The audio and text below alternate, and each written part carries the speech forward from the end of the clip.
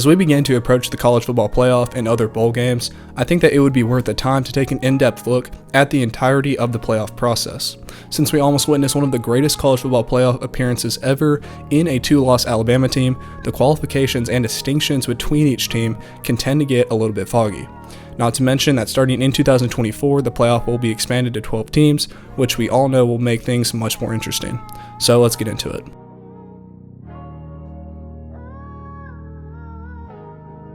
So what we'll be doing is looking at the factors that the playoff committee takes into consideration when selecting where to rank these teams.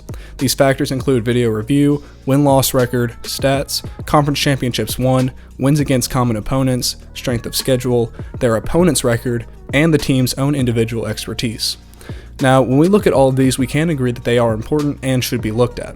But I think that there are a couple that stick out more than the others, which are win-loss record, strength of schedule, and kind of the team's opponent win-loss record, which I'll cover more later. For right now, let's just look at the win-loss record and strength of schedule. Earlier this year, we saw as the College Football Playoff Committee was left with a decision to make after both USC and TCU lost in their conference championships. That decision was to either let a 12-1 TCU or a 10-2 Alabama slide into the playoff. Now, at first look, this decision seems very easy, and I'll go ahead and share my opinion on it. TCU is definitely the more deserving team here. But that being said, there's no doubt that Alabama has a case.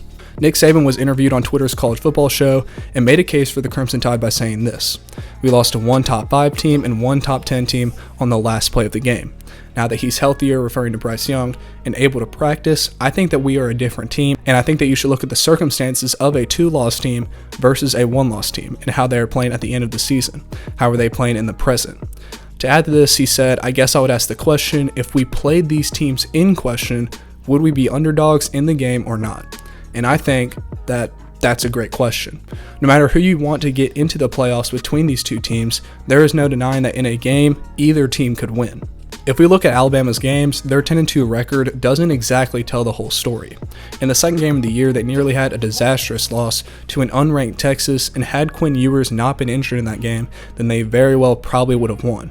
Another close win was against Texas A&M, which would have been more of an embarrassment than Texas, seeing as Texas A&M is currently 4-7. That team was not able to reach the end zone on a 4th and goal on the last play of the game, which would have given them the win. So the difference in that game was just a couple of yards. So with those two games going in the other direction, which we know they could have, we could be looking at an 8-4 mediocre Alabama team. Now moving to TCU's record, they have their own blemishes. In Week 10, they were a touchdown away from losing to a much lower-ranked Texas, but still got the dub.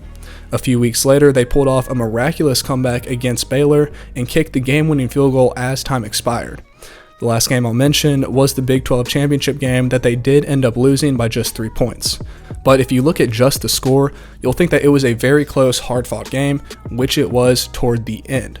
But what the score doesn't show you is that Kansas State outplayed this team all game and undoubtedly looked like the better opponent. So I point out those situations for each team to help y'all realize that the record doesn't tell the whole story always. But at the end of the day, their record is their record, and close losses don't usually hold that much weight in the decision process. As we know, TCU has made it into that 3rd spot, and rightfully so. The 12-1 record versus the 10-2 record may seem like a no-brainer, but when we take a deeper look, a team can be represented by much more than just a record.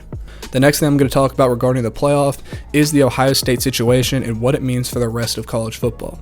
What I'm referring to is the fact that Ohio State was basically rewarded for not beating Michigan, and here's why.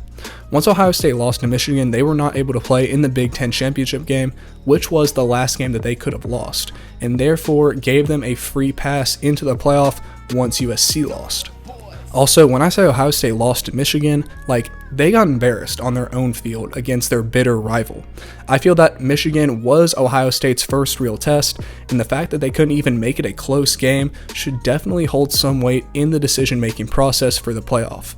If we take a look at their schedule, then we can see that the only 2 ranked opponents they played before Michigan were a highly overrated Notre Dame team in the first game of the season, and a decent Penn State team who was in control almost the whole game until the very end. So there's another reason why a team's record might not hold as much weight as one might think, because the competition level is undoubtedly a factor that plays into what a team's record will end up being.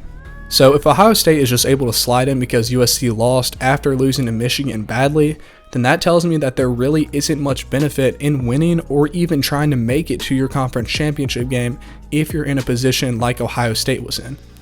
Going off of that, we see a similar situation in Alabama this year. Alabama is a team who did not even win or make it to their conference championship game and was still in the conversation of playoff contention. The reason that I think it's different though is because of Alabama's strength of schedule.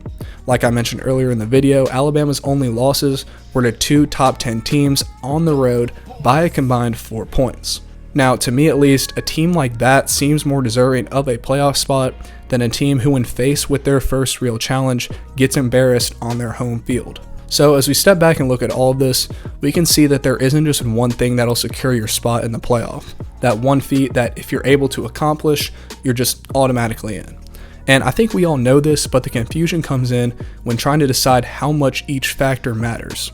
As of right now, I think that the record of the team holds just a little too much power in the decision-making process, and strength of schedule should be looked at closer.